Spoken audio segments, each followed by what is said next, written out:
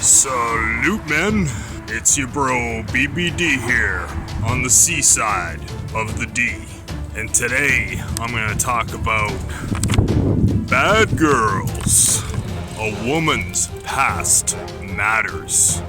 And why a female's history is extremely important. Let's get into it and chop it up. Stay tuned and let's start the show. Bad Boy D TV. It was actually quite comedic scrolling through the YouTube to find the best search term for this video. I forget the specific search term I put in, and why her past matters or something like that, but to find any of the red pill stuff, I had to scroll way down. Like, shout out to Mr. Limba channel. I found one of your 3-year-old videos there, and I gave her a watch. Give me some inspiration. Not gonna steal your shit though. But it was all kinds of simp stuff, like, oh, why you should forgive her past, and why her past should never matter to you. Be a good blue pill simp and marry up the 30-something-year-old hoe bag that's been ran through. Really putting women on a pedestal. Yes, I said women. Women. Oh, it gives me mild Tourette's when I say it properly.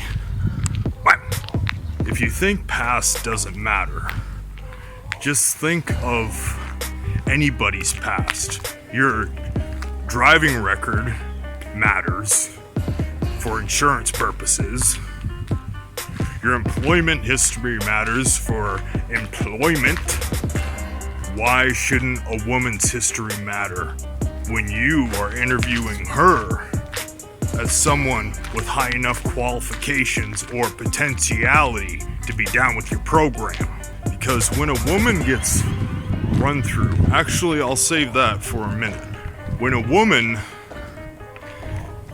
gets a good bad boy or someone with alpha traits in her life, that already puts an imprint on her. She loves those qualities of a bad boy or a masculine man, a man who holds masculine frame. Despite what this society is telling you, women love masculinity. And that turns on certain brain neurotransmitters that already gets her hooked. But then say she hooks up with that dude, and that dude knows how to lay the pipe down on her. Make her bush. I can't say it like Steph is cold. Make her bush. Then it releases even more oxytocin and certain adrenal hormones that'll get her hooked to a guy like no other. Then they enter a vicious cycle of trying to get the same kind of dude she had before. And then she gets imprinted again, she gets that hit again, and it's addictive, just like any other drug. You think of any other drug in the world, like heroin, or in my case alcohol, and you go through severe withdrawals, and it messes up your head, and these neurotransmitters, they're extremely powerful, and they get women hooked on that vicious cycle of doom. And then that's why they develop that 1,000 C-word stare. That stare that, promiscuous or slutty women get. Because their brain chemicals have been recycled and dumped out, and their receptors in their brain aren't receptive to them anymore. So part of their dopamine receptors and their oxytocin receptors in their brain are totally fried. And it's, in some cases, irreversible. There are certain exceptions to the rule. Some crazy chicks could be immune to it, for example, because crazy chicks already have their brain chemicals way out of whack and possibly I don't know if there's any science behind it, but certain brain-altering medications could prevent that. There are exceptions. Maybe some girls can recover, but in my opinion, it's almost dang near irreversible. So crazy chicks could be immune to it because they're already batshit crazy. And some dudes might look at it like, what? Who cares about her history? I've got game. I know what I'm doing. I'm good. I'm not worried about her competition. She could have had 100 guys in her. I'm probably better than all of them. Well, it's not that. Like, she's already had a history. In my opinion, that lowers her value big time. It's like a used car with 300,000 kilometers on it. I'm from Canada, so we have kilometers. That would be 220,000 miles. You don't want that. She's much, much less likely to be faithful. A shout out to Pimp God. He had a video clip of a barber who mostly did women's hair.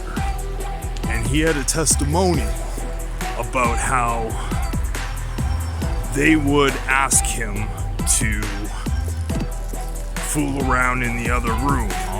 I'll tell my husband that you had a lot of clients. I was on a longer waiting list than I thought. And he was shocked at how they were just flat out offering shit. And don't even get me started on the you talk about semen retention, which I highly endorse as a practice for men. Well, women have their own form of semen retention. It's the form that they retain it in their body. Yes, many of you have probably heard of this before, but yes, they retain DNA in their body. Even if they take it in the mouth, even if they take it down the other hoo-ha, they're very resilient, powerful little things. They'll crawl in, get into the bloodstream, they'll find a place. In cadavers, they've been found in her eyeballs, attached to behind her eyeball, and they can change the DNA she has. That's why a woman who's been with a bunch of dudes, and then maybe she has a child with one of them, and then she'll be like, man, I know little Billy isn't Bob's, but Billy sure acts like Bob. And he kind of has Edgar's eyebrows. Weird. Well, that's why. That's why if you ever seen a husband and wife that have been together for a long time and probably have a healthy sex life, they tend to look a lot like each other. Have you ever seen couples that have been with each other for a long time and you're like, you think they're brother and sister? And some of these girls, have you ever noticed that like feminism have turned some of these girls into like dusty, really dusty, gross chicks? Like, I've heard stories and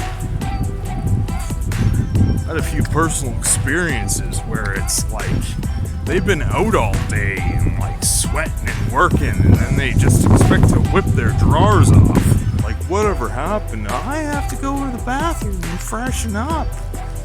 Like, have some self-respect, ladies. I'm not saying all of y'all do it, but it's definitely a lot more common that these women, you see it in some of the online pictures of Instagram and Facebook, these selfies of like they're dressed in their little thought uniform and they've got like bras and dirty shit thrown all over the walls. It's disgusting. Yeah, definitely like have some self-respect, guys, and high standards. And high standards doesn't mean you have to get like a 9.5 or a dime. It means that you make her qualify herself and hold her to a high standard and ensure that you're not getting one of these women that are more likely to cheat, more likely to do unscrupulous things to you. And take a self-evaluation and realize that, hey, I might not be worthy of a high standard girl. You have to match the standards that you're putting out there. Some guys might be best if you go for a good, obedient, compliant 6 than to go for a batshit crazy neurotransmitters all messed up, full of all kind of Chad and Tyrone DNA thought. You ever thought of that? Curses of the past happens. It even talks about it in the Bible. So maybe a 40-year-old Chad who's overweight, or an overweight dude, or somebody who hasn't taken care of himself or has done a lot of bad things in his life, maybe he deserves a female like that. But we're good men, we do good things. As I've said before, being a bad boy doesn't mean you're a bad person. It means you just don't conform to this society. We're masculine, proud men with standards, and we work on leveling up every day. I'm not telling you what to do, I'm just telling you some facts that I know, and that if you are a high standard man, you should hold your women to high standards, ethically and morally. Realize their nature, realize that none of them could be 100% loyal, but there's a much, much higher probability if she has a promiscuous past. And if the conversation comes up, it's good to tell if she's lying or not. You can learn how to read behaviors of a liar and be able to pinpoint them and see if she's stretching the truth. Because I feel her past does matter a lot. And we can get it out of her, or at least know if she's lying. And the probability of her having a lower body count is a lot lower if she's younger. I hate the stigma that it's so bad to go after younger girls. Like, it's ridiculous. And a few years ago I was guilty of that. I would, oh no, she's 20? Oh, I better swipe left. Only swipe right on the girls around 5 years my age. Now, the younger she is, the less probability. Notice I said probability there is that this has happened to her. The chances are still there. But man, like, if a chick is over 30, there is no way I'm swiping right. Or talking to her in person in a romantic way. She'd have to have a lot going for her. I'm not saying go for like 15-year-olds, that's gross, but no, like, if she's of legal age, like 20, or depending your age, but I'm 35, so 20, maybe even 19 is fine for me, as long as she's a woman. A full-fledged woman. Thank you for watching Bad Boy DTV. Check out my latest video right there. I'll drop another one right there. Check out another one down yonder, and subscribe to my channel right there. Peace. I'm out of here.